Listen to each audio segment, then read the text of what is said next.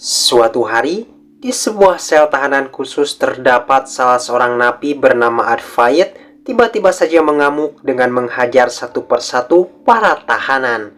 Advait layaknya manusia dengan istilah otot kawat tulang besi terus membantai beberapa tahanan yang berusaha menghadangnya. Namun usut punya usut, Advait melakukan hal tersebut bukanlah tanpa sebab, melainkan berniat merebut sebuah gelang dari salah seorang tahanan berkepala pelontos. Di tempat lain, seorang polisi dengan kejiwaan temperamen bernama Agase sedang menyamar untuk menangkap pria paruh baya yang diyakini terlibat dalam sebuah kasus pembunuhan. Usai berhasil meringkus si pelaku, Agase tanpa pikir panjang langsung menghabisinya.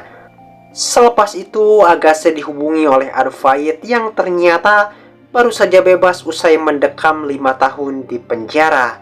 Advait mengatakan jika ia akan melakukan serangkaian pembunuhan tepat di malam ini.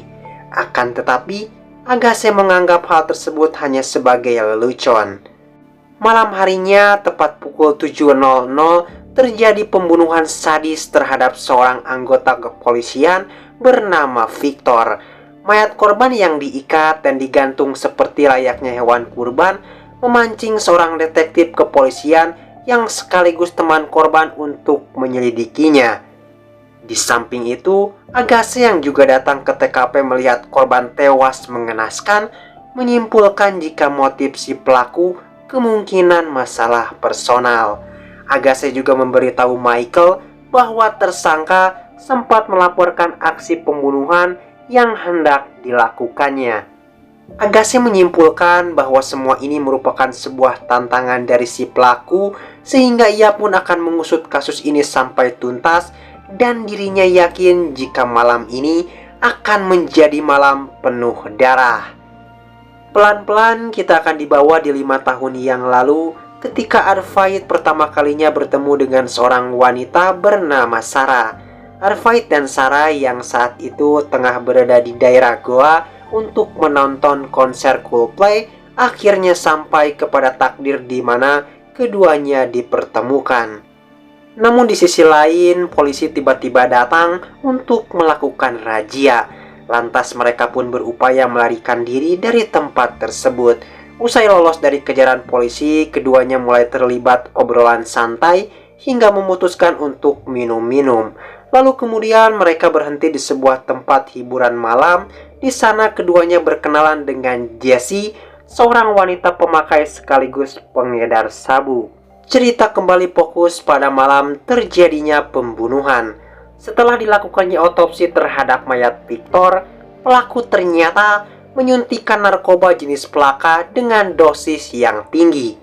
Sementara di tempat lain, kepolisian Goa berhasil menangkap pria kulit hitam yang diketahui seorang gembong narkoba. Lantas Agase mulai mengintimidasinya agar mengatakan kepada siapa dirinya menjual plaka dalam beberapa jam ke belakang. Karena diancam akan dihabisi saat itu juga, si pria akhirnya mengaku bahwa beberapa jam lalu ia menjual plaka kepada seorang wanita kulit putih berambut gimbal dan bertato, sehingga bisa dipastikan wanita yang dimaksud adalah Jessie. Di sisi lain, Advait lagi-lagi menghubungi Agase lantas mengatakan jika sebentar lagi akan ada salah seorang anggota polisi yang kembali tewas. Melalui panggilan itu, polisi akhirnya berhasil melacak Advait. Namun ternyata Advait sudah berada di tempat perayaan festival Natal untuk bersiap mengincar anggota kepolisian bernama Salgaokar. Dengan siasat dan rencana matangnya itu, Advait berhasil menculik target, lalu kemudian menyeretnya ke suatu tempat. Lantas tanpa belas kasihan, korban dipukuli secara membabi buta hingga tewas. Beberapa saat kemudian, Agase dan teman-teman yang datang terlambat harus bertawakal ketika melihat mayat korban dilempar.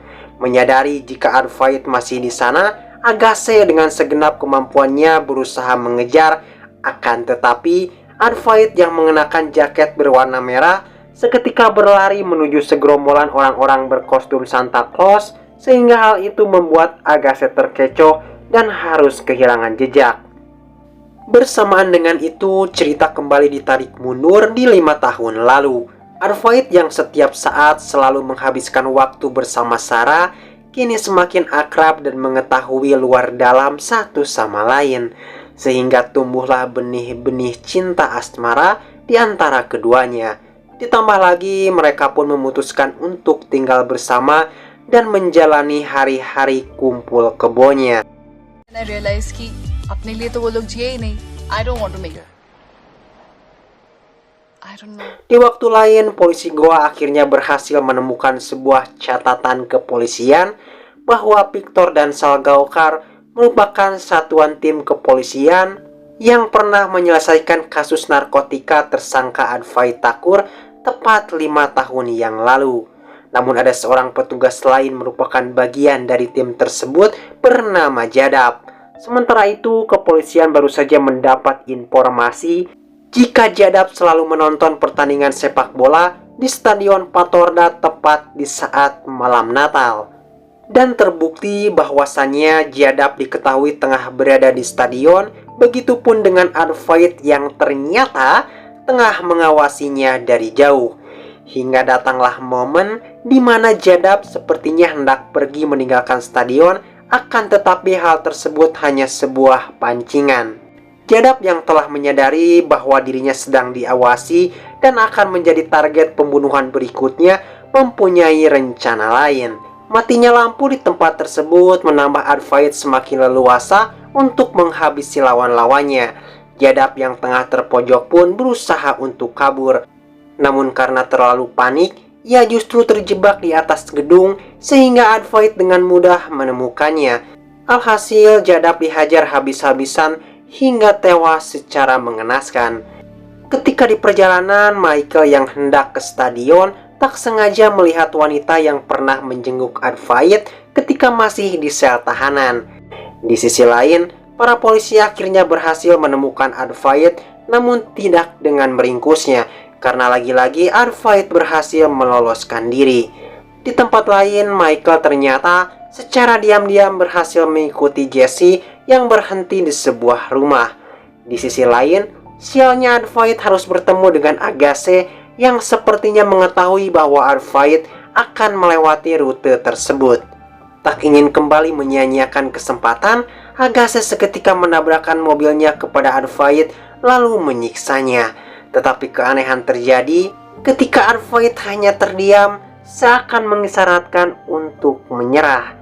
Sementara itu, Jesse yang sadar jika dirinya diikuti seseorang, langsung mengunci pintu dan membakar seluruh berkas-berkas yang kemungkinan besar adalah sebuah bukti penting.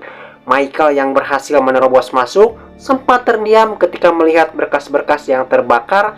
Terdapat foto dirinya beserta Agassi dan ketiga temannya. Namun cerita kembali flashback ketika Sarah mengetahui bahwa ia hamil hasil goyangannya bersama Advait. Maka dari itu, Sarah memberitahukan kehamilannya. Sadar bahwa dirinya akan menjadi seorang bapak, Advait dibuat cemas oleh kabar tersebut.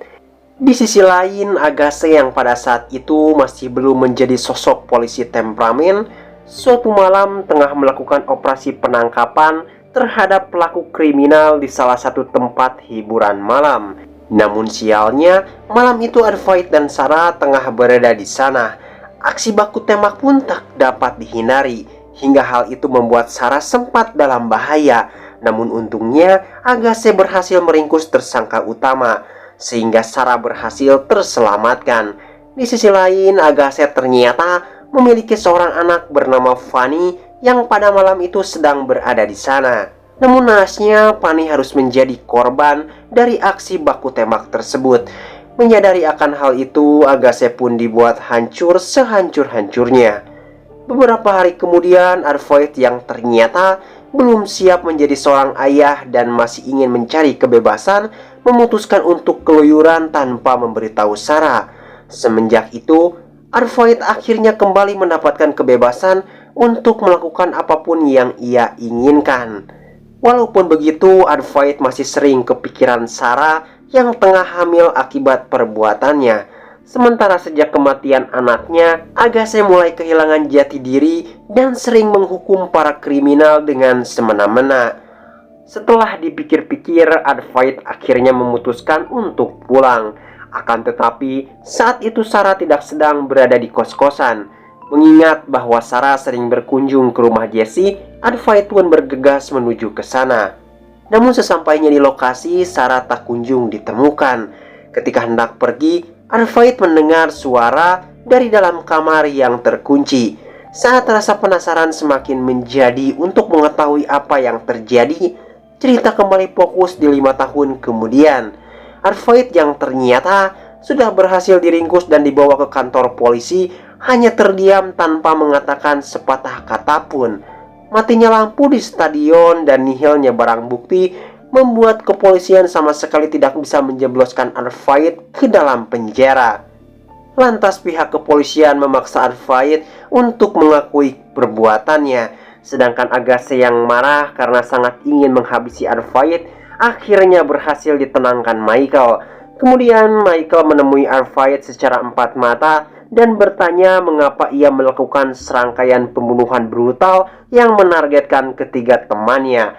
Mendengar hal itu, Advait lantas bertanya balik dan mengatakan kenapa Michael tega melakukannya. Jadab dan Salgaocar selalu menyuruh Victor dan Michael untuk melakukan one night stand sebelum menikah. Fakta mengatakan bahwa ternyata Michael mengidap penyakit mental berupa ketidakmampuannya untuk olahraga ranjang, yang padahal dirinya dalam waktu dekat akan menikah dengan wanita bernama Teresa. Masalah akan hal tersebut pun seringkali membuat ia kepikiran, hingga di suatu malam Michael mencoba melakukan saran dari teman-temannya. Alhasil, Jadab memberi Michael alamat seorang wanita open BO, dan ternyata wanita itu merupakan Jessie. Michael yang sudah berada di lokasi langsung masuk ke dalam rumah Jessie. Namun siapa sangka di dalam rumah tersebut terdapat Sarah yang saat itu tengah mengunjungi Jessie karena merasa kesepian. Sedangkan Jessie kebetulan sedang keluar untuk membeli makanan. Michael yang mengira Sarah adalah wanita open BO yang dimaksud Jadab, tanpa basa-basi menyiapkan beberapa lembar uang, lalu menyuruh Sarah untuk memuaskannya. Merasa dilecehkan dan kemudian berusaha mengusir Michael karena dirinya bukanlah seorang wanita yang dimaksud. Michael awalnya sempat menurut, namun sesaat sebelum Michael pergi, Sarah mengeluarkan kata-kata umpatan yang membuat Michael sempat tersinggung. Michael yang hilang kendali langsung menghajar dan mencekik Sarah yang hampir saja tewas. Beruntung, Advait yang dalam cerita sebelumnya hendak pergi meninggalkan rumah Jessie tiba-tiba mendengar sebuah suara dari dalam kamar.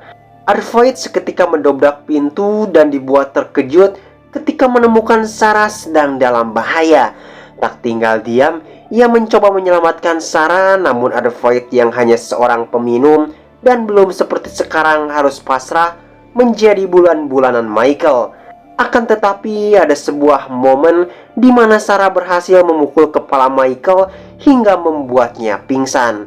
Keduanya yang ternyata sangat-sangat polos memutuskan menghubungi polisi. Dua orang anggota kepolisian yang datang tak lain dan tak bukan adalah teman Michael, sehingga hal itu juga sempat membuat Victor dan Jadab bingung karena ternyata Michael yang terlibat dalam kasus tersebut. Maka bisa dipastikan bahwasannya Advait bersama Sarah akan dibawa ke kantor polisi. Selepasnya di dalam mobil, Advait dengan bersungguh-sungguh mengatakan permohonan maafnya kepada Sarah. Ia pun berjanji tidak akan pernah lagi meninggalkannya. Namun kejanggalan terjadi ketika mobil malah berhenti di sebuah jembatan. Lantas dengan kejinya mereka pun menyeret, menyiksa, dan menghajar Advait berulang kali. Tak lama dari itu, Michael bersama Salgaocar datang, lalu ikut-ikutan memukuli Sarah dan Advait yang terlihat tak berdaya. Di samping itu, Michael berniat menghabisi Sarah menggunakan narkoba jenis plaka dengan dosis tinggi, sehingga Sarah akan tewas dalam hitungan menit. Usai melakukan aksinya, mereka pun lantas membuang jasad Sarah ke sungai supaya menghilangkan bukti. Sementara itu, Advait akan dijebloskan ke penjara atas tuduhan narkoba.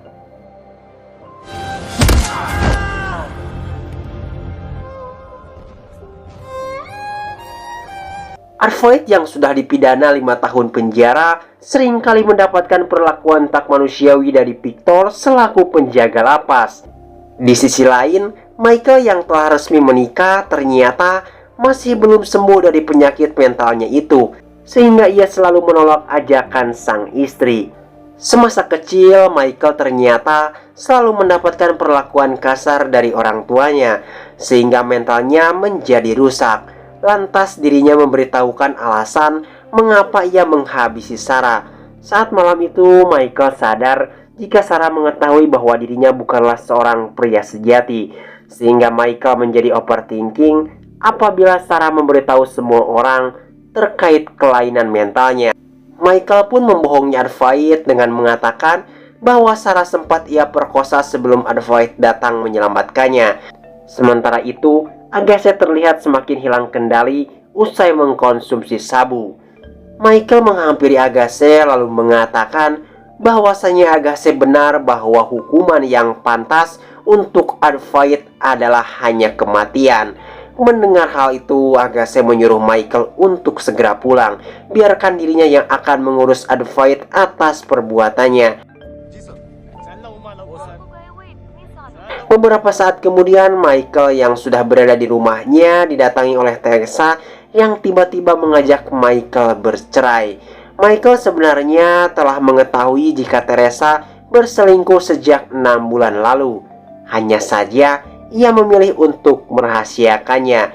Michael yang tiba-tiba kehilangan kontrol seketika langsung menyerang Teresa.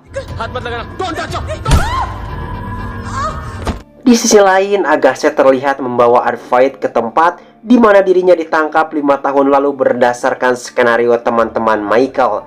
Di sana, Arvoid memberitahu Agassi yang sebenarnya bahwa Sarah dan anaknya telah dibunuh oleh Victor, Salgaokar, Jadab, dan Michael di jembatan ini.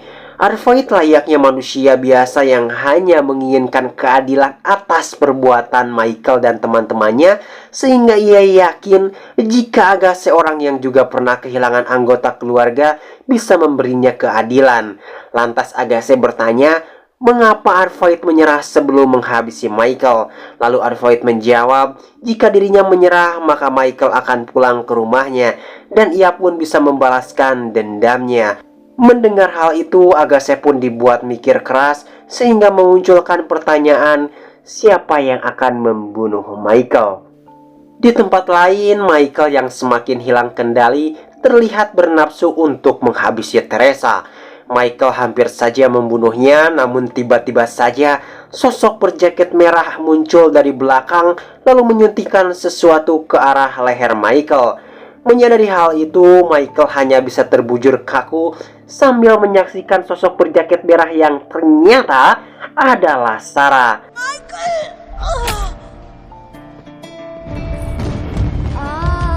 Hingga akhirnya terungkaplah sudah mengapa Sarah masih hidup dan siapa dalang dibalik semuanya. Ketika Sarah dan Arvoid dibawa oleh Victor dan Salgaokar, Jesse saat itu melihat mereka dan langsung mengikutinya. Jesse kemudian menyelamatkan nyawa Sarah yang hampir saja tewas overdosis dan tenggelam di sungai. Namun tak dapat dipungkiri bahwa Sarah harus mengalami keguguran akibat insiden tersebut. Sejak itulah Sarah memulai rencana balas dendam terhadap Michael dan kawan-kawan. Pertama, Sarah menyuruh Jesse untuk memberikan gelang miliknya kepada Arvoid yang berada di penjara supaya menjadi tanda jika Sarah masih hidup. Arvoid yang awalnya selalu murung dan menjadi bahan bulan-bulanan para tahanan lain, seketika semangat hidupnya terbakar untuk menjadi lebih kuat karena telah mengetahui bahwa kekasihnya masih hidup. Selama 5 tahun, Sarah terus menyelidiki dan mengawasi Michael beserta teman-temannya. Oleh karena itu, Sarah menyusun rencana untuk menghabisi mereka semua tepat di malam Natal. Dan tak hanya itu, selama melancarkan aksi pembunuhannya, Arvoid ternyata selalu dibantu oleh Sarah yang menyuntikkan pelaka kepada para korbannya. Dan film pun selesai.